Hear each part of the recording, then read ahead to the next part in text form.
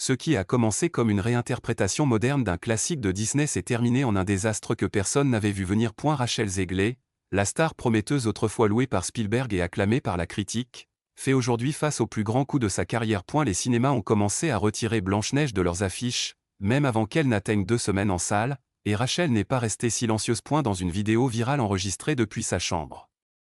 L'actrice a explosé de frustration, mêlant larmes, colère et défi. Mais que s'est-il réellement passé? Et pourquoi les spectateurs la désignent-ils comme responsable de l'un des plus grands échecs de Disney de ces dernières années? Prépare-toi, car ce n'est plus un conte de fées. Rachel Zegler voulait faire taire ses détracteurs. Dans sa vidéo enregistrée de manière intime, elle a tenté de défendre son travail avec un ton oscillant entre fragilité et défi. Elle a déclaré que, malgré la haine, les gens faisaient encore la queue pour la voir. Elle a comparé sa situation à la statue de la victoire de Samothrace, disant que malgré ses fissures, elle mérite aussi d'être admirée. Mais ce qui voulait être un message émouvant a été interprété par beaucoup comme étant autocompatissant, arrogant et déplacé. Les réseaux sociaux ne lui ont pas pardonné. Des extraits de la vidéo ont commencé à circuler, accompagnés de moqueries, de réactions, de chroniques et de parodies. Ce qui devait être un moment de rédemption est devenu de l'essence pour ses détracteurs. Ainsi, le personnage de Blanche-Neige a cessé d'être une victime et est devenu, pour beaucoup, la nouvelle méchante de Disney. Avec un budget de 250 millions de dollars, Blanche-Neige était l'un des plus gros paris de Disney. Mais le film n'a rapporté que 45 millions lors de son premier week-end. Comparé à d'autres remakes comme La Petite Sirène, qui avait ouvert avec 95 millions, l'échec fut immédiat et brutal. Les cinémas ont commencé à réduire les séances, changer les horaires, et dans certains cas, à retirer complètement le film de l'affiche. Tout cela pendant que des hashtags comme #Snowflop et #Zeglegate devenaient des tendances mondiales. Bien que Rachel ait tenté de garder son calme lors d'événements comme les Oscars, les caméras ont capté Gal Gadot lévitant. Les producteurs ont disparu, et aucun membre du casting ne l'a défendu publiquement. L'industrie n'a pas besoin de le dire à voix haute, le silence a tout dit. À peine la chute avait-elle commencé qu'Internet a fait ce qu'il sait faire de mieux. Se souvenir. D'anciens extraits de Rachel se moquant du classique de 1937 ont refait surface.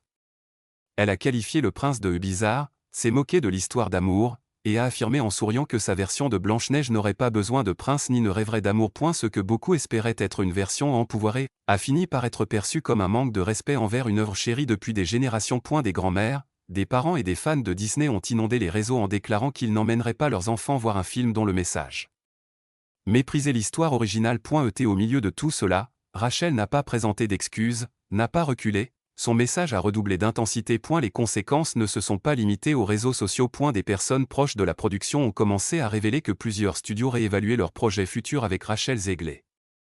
Les discussions se sont refroidies, les campagnes marketing ont été mises en pause, et son équipe, désespérée, a commencé à chercher des moyens de reconstruire son image à travers des interviews bienveillantes et des portraits de rédemption. Mais jusqu'à présent, rien n'a fonctionné.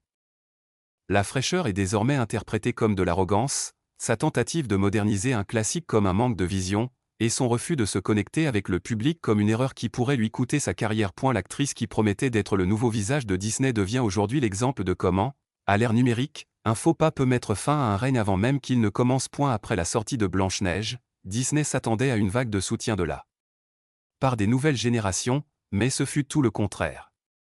Le public en général, pas seulement les critiques, a commencé à rejeter ouvertement le film. Sur des sites comme Rotten Tomatoes, les notes du public se sont effondrées.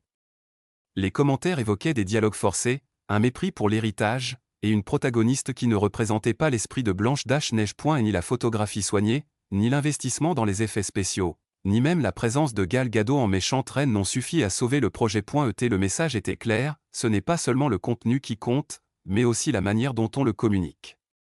Et dans ce cas, le message a été perçu comme condescendant, voire hostile. Ce qui s'est passé avec Blanche-Neige n'a pas été un cas isolé à Hollywood. Les dirigeants ont commencé à paniquer, des projets similaires en cours de développement ont été mis en pause, et des remakes annoncés avec des personnages classiques interprétés selon une approche controversée ont commencé à être réévalués. Il a même été révélé que d'autres actrices ayant tenu des discours radicaux sur leur rôle ont été discrètement retirées ou remplacées. L'industrie, qui pendant des années a poussé à des changements rapides au nom de l'inclusion, observe désormais avec prudence les conséquences économiques. Car au final, ce n'est pas l'idéologie qui prévaut, mais le box-office. À mesure que le scandale grandissait, le coût en termes d'image aussi. Plusieurs marques ayant collaboré avec Rachel Zegler ont commencé à supprimer discrètement des publications promotionnelles. Des campagnes avec son image ont cessé d'apparaître.